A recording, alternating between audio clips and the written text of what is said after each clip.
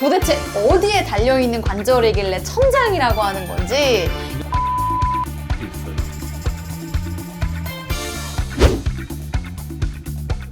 안녕하세요.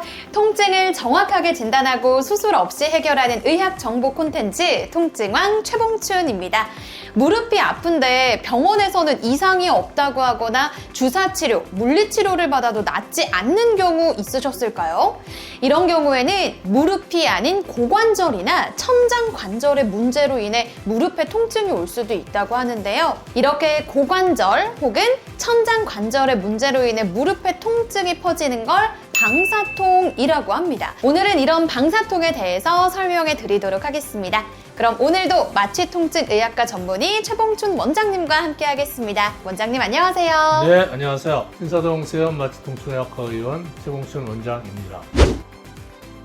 네, 원장님, 무릎이 아프다고 병원을 방문하신 분들 중에서 실제로는 무릎이 아니라 다른 부위가 원인이었던 경우도 정말 많아요? 네, 사실 오. 그렇습니다. 우리가 무릎이 아프거나 허벅지 앞에가 아프다 이렇게 얘기하는 분이 있는데 그쪽에 아무리 원인을 찾아도 원인이 없는데 네. 아프다고 그러는 분도 있고요. 또 이런 경우에는 허리, 골반, 아니면 천장관절, 고관절 이런 모든 부위에서 있는 통증들이 밑으로 내려올 수 있기 때문에 이거의 통증의 원인을 찾아보는 것이 좋고요. 퇴행성 관절염이나 이런 걸에서 온다 그러면 당연히 그쪽을 치료해야 되겠지만 그런 원인이 없는데도 다른 부위의 통증에 의해서 그쪽으로 통증이 오는 경우를 우리가 방사통 이렇게 얘기를 하는데요. 연관통이라는 것도 있어요.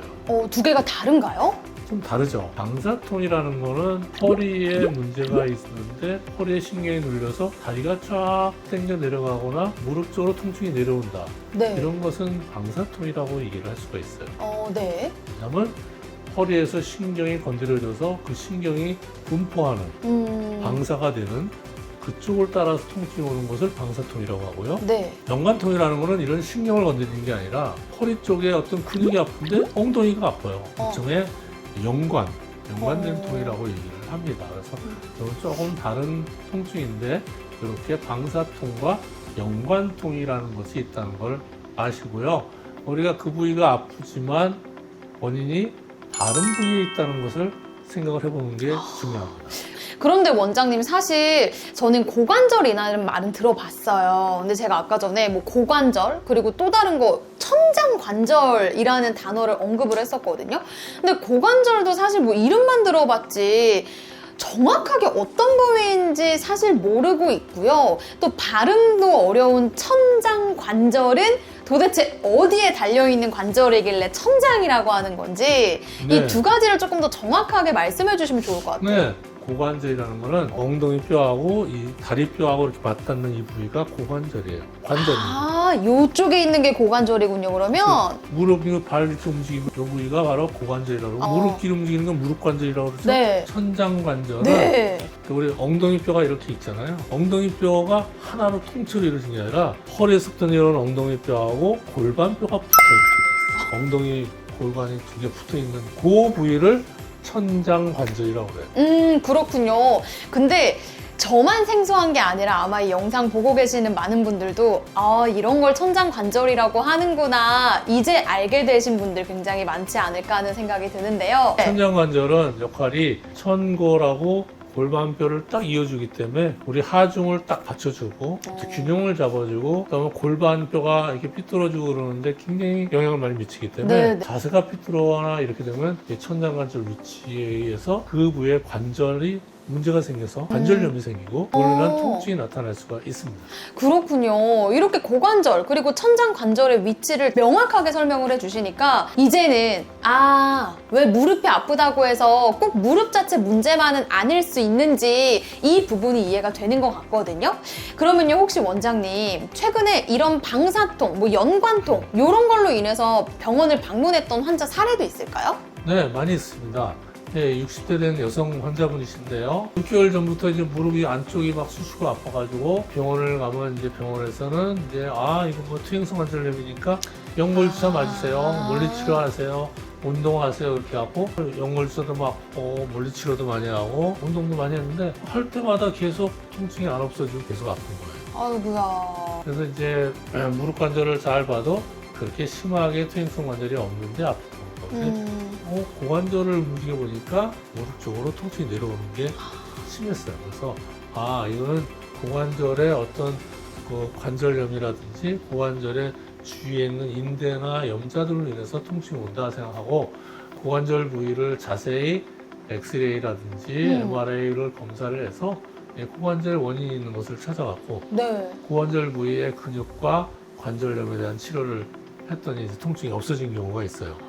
그렇군요. 그런데 이처럼 다른 부위의 통증이 무릎에서 느껴진다면 당연히 헷갈릴 수밖에 없을 것 같다는 생각이 들거든요. 고관절이나 천장관절의 통증은 우리가 어떻게 구분할 수 있는 거예요? 고관절, 천정관절에 문제가 있어 오는 통증은 약간 달라요. 그러니까 고관절의 통증은 그냥 앉아있을 때는 잘 몰라요. 네. 왜냐하면 그 몸무게가 가해져야지 관절에 문제가 되기 때문에 주로 이제 관절을 막 움직인다든지 이렇게 움직여 보면 바로 딱 통증이 나타나고요. 아이고야.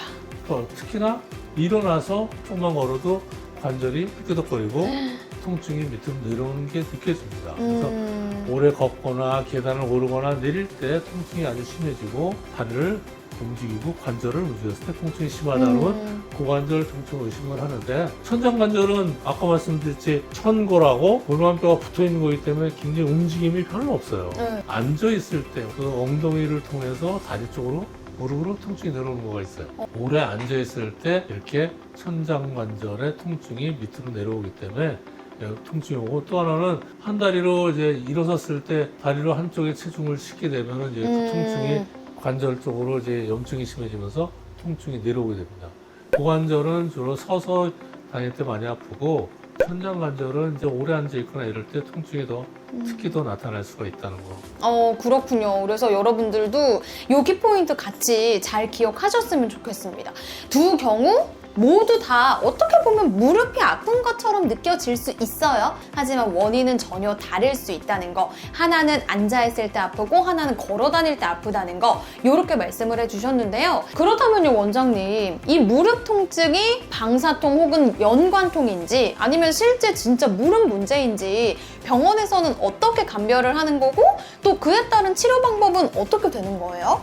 네, 일단 이런 통증의 원인을 정확히 따보려면 이제 무릎이 아프기 때문에 무릎 쪽을 자세히 좀 봐야겠죠. 근데 무릎에 이상이 없는데 아프다 그러면 이제 고관절을 테스트를 해보고 천장관절도 이렇게 누워서 이렇게 눌러보면 통증이 있는 걸 볼 수가 있습니다. 그래서 이런 자세와 동작 같은 거를 통해서 우리가 진찰을 할 수가 있고요. 또 하나는 이제 엑스레이뿐만 아니라 MRI를 찍으면 이제 그 부위에 어떤 문제들이 나타날 수 있기 때문에 쉽게 우리가 원인을 찾을 수가 있습니다. 그래서 이런 방사통인지 연관통인지를 잘 구별을 해야 되고요. 방사통인 같은 경우는 이제 허리 디스크 같이 오는 경우가 있어요. 이런 경우는 이상근 증후군이라는 얘기가 또 있어요. 천장관절 쪽에 이상근의 어떤 경직으로 인해서 방사통이 내려오는 경우도 있고요. 같이 그냥 고관절이나 천장관절에 의해서 그냥 연관통으로 해서 이쪽에 통증이 내려오는 거가 있기 때문에 그걸 잘 조심해서 봐야 됩니다.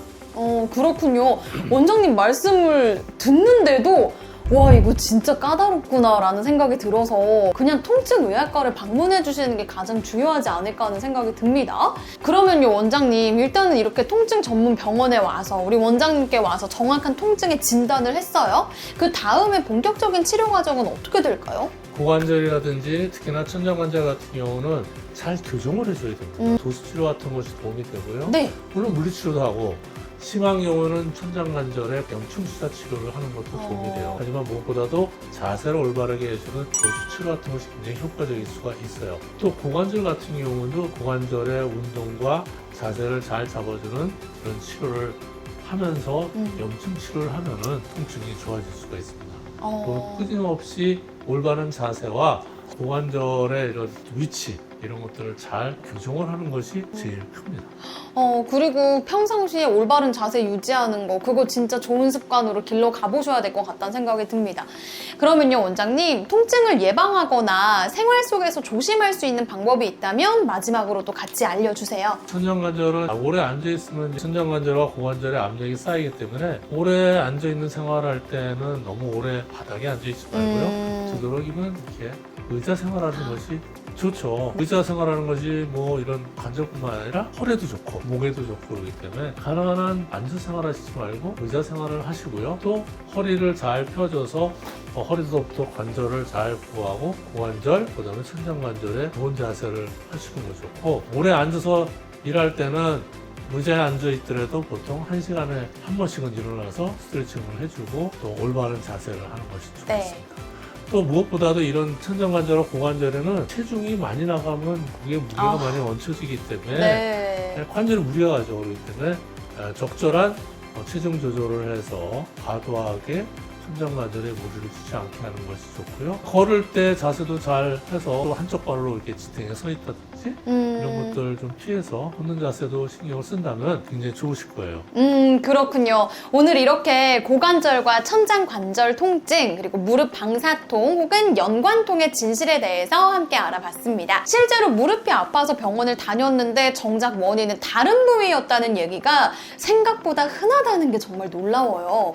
오늘 또 한 번 정확한 진단이 가장 중요하다는 걸 느끼게 됐습니다. 무릎이 아프다고 그래서 무조건 무릎의 통증, 무릎 관절염만 생각하지 마시고요. 무릎 이외에 고관절이라든지 천장관절, 또 나아가서 허리 부위의 문제로 인해서 무릎 쪽에 통증이 올 수 있다는 그런 방사통이라든지 아니면 연관통에서 원인이 있기 때문에 이런 부분들을 잘 찾아보시고 거기에 대한 적절한 치료를 하시는 것이 도움이 됩니다. 통증은 결과일 뿐입니다. 원인을 정확히 파악하고 수술 없이 회복하는 방법을 찾는 것이 진짜 치료의 시작입니다. 그럼 오늘 영상도 유익하셨다면 구독과 좋아요, 마지막으로 알림 설정까지 부탁드리도록 하겠습니다. 그럼 여러분, 저희는 다음번에 또 인사드릴게요. 안녕!